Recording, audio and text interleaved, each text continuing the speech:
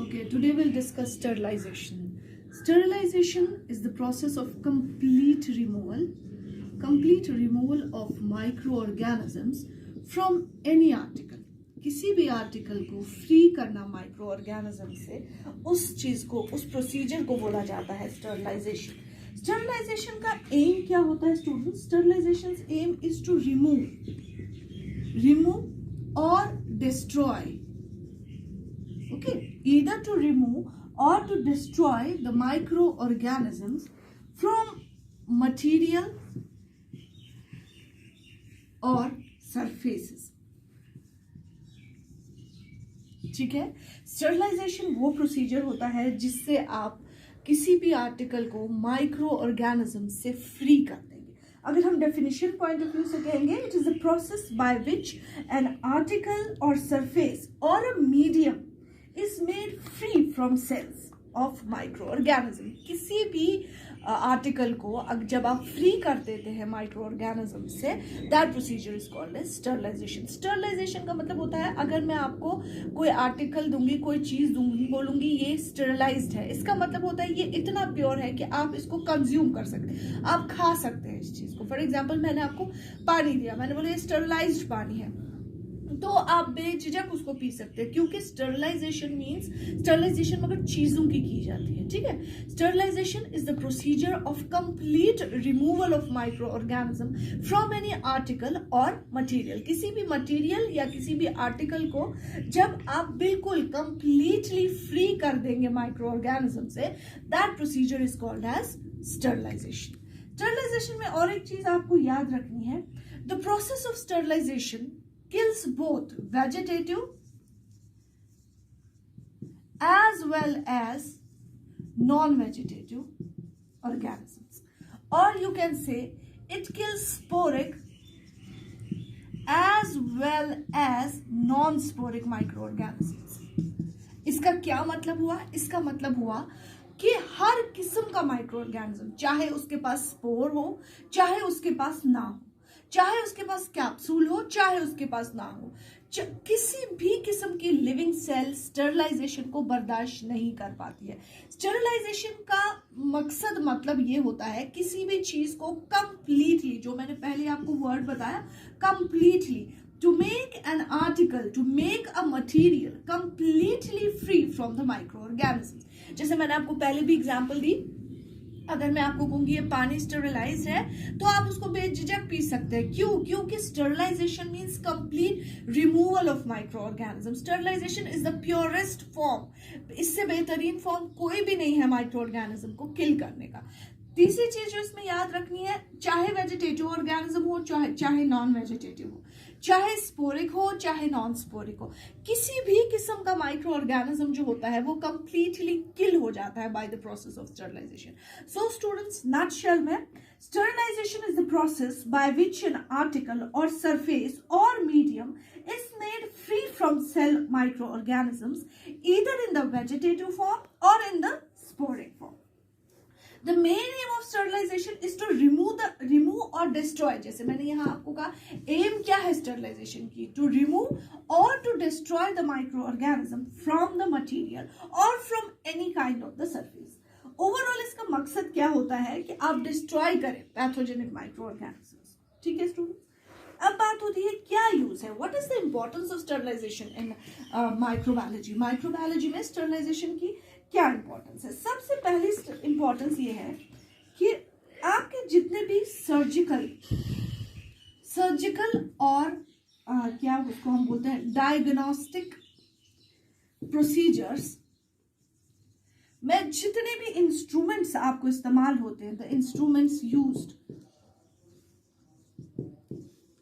is to be sterilized before using।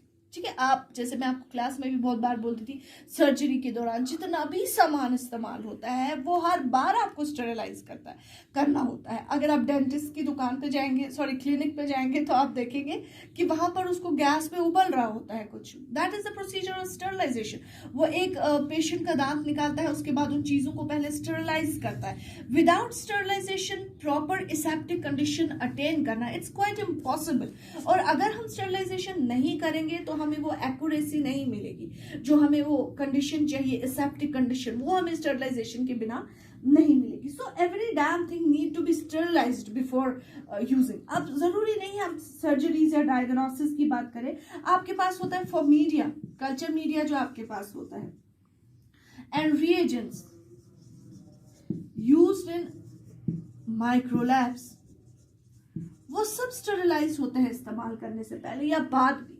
Okay, food industry में भी बहुत ज्यादा इंपॉर्टेंस है इसकी. आपने सुना होगा पास्चराइज, स्टरलाइज्ड फूड, वो उसकी वजह से भी क्या होता है, बैक्टीरिया किल हो जाता है और उसकी जो शेल्फ लाइफ है वो बहुत ज्यादा इंक्रीज हो जाती है. आई होप आपको समझ आ रहा होगा. अब हम पढ़ेंगे टाइप्स. जब हम ब्रॉडली क्लासिफाई करते हैं students, when we broadly classify the sterilisation, sterilisation के दो मेजर टाइप्स होते हैं, dry heat sterilisation and wet heat sterilisation. आज मैं आपको पढ़ाऊंगी dry heat sterilisation. Dry heat sterilisation जो होता है स्टूडेंट्स, इसका जो प्रिंसिपल है वो है डीनेचुरेशन ऑफ प्रोटीन.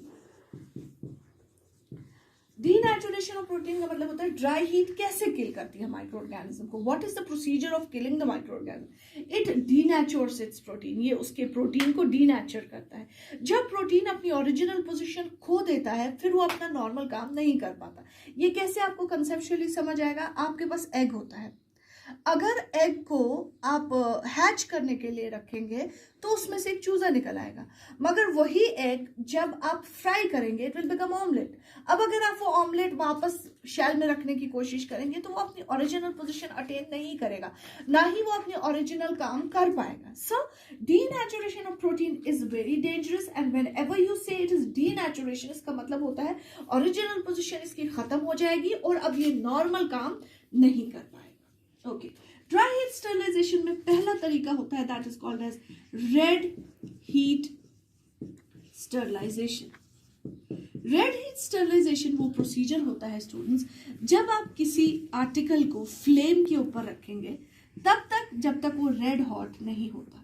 ये प्रोसीजर हम पर्टिकुलरली करते हैं अपने इनॉक्यूलेशन लूप के साथ. देखिए, आप देखेंगे मैंने इनॉक्यूलेशन लूप को फ्लेम के ऊपर रखा और तब तक मुझे इस इनॉक्यूलेशन लूप को फ्लेम पर रखना है जब तक कि रेड हॉट ना हो जाए. रेड हॉट का मतलब होता है इसकी वजह से बैक्टीरिया किल हो गया है.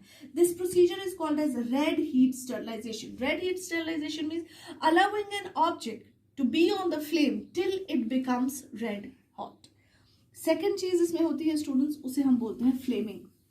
फ्लेमिंग का मतलब होता है to pass the glass object over the flame. जैसे मैंने अभी फ्लेम यहाँ पर क्रिएट की तो आपके पास होते हैं ग्लास स्लाइड्स. जब आप इस ग्लास स्लाइड को बार बार फ्लेम के थ्रू पास करेंगे उसकी वजह से स्टरलाइजेशन होती है और उस प्रोसीजर को फ्लेमिंग कहते हैं. ये सिर्फ ग्लास स्लाइड के साथ ही नहीं होती है, you can do this procedure with the conical flask also. Flask का जो मुंह होता है उसको भी फ्लेम के ऊपर आप घुमा सकते हो and that procedure is called as what you call as flaming.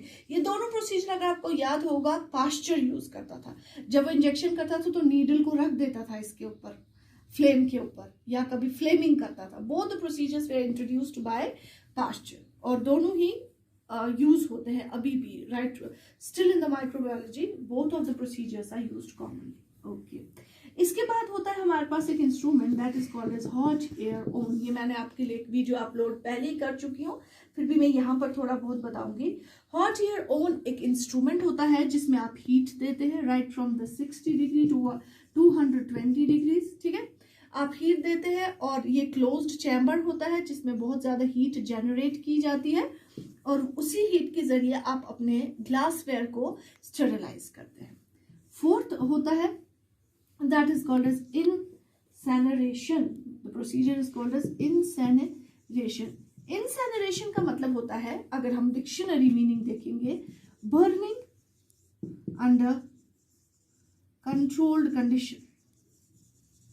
ये आप कहाँ यूज करते हैं स्टूडेंट्स? ये आप हॉस्पिटल्स में देखेंगे, आप देखेंगे हॉस्पिटल का जो, हर हॉस्पिटल का अपना एक इंसैनरेटिंग रूम होता है जहाँ पर हॉस्पिटल का वेस्ट मटेरियल जला दिया जाता है, जैसे बेडिंग्स, लिनिन्स, या आपके ओटीज में से बहुत सारा कॉटन, गॉज वगैरह निकालते हैं, उसको पहले जला दिया जाता है। ठीक है जी, उसको नॉर्मल जगह पर नहीं जलाते हैं, उसको एक रूम में जलाते हैं जिसको हम बोलते हैं इंसैनरेटिंग रूम। और इस तरह जलाने के प्रोसीजर को बोला जाता है इंसैनरेशन। इंसैनरेशन का मतलब होता है बर्निंग अंडर कंट्रोल्ड कंडीशन। जब आप कंट्रोल कंडीशन में बर्न करेंगे, the procedure is called as incineration. I hope it's clear. Thank you.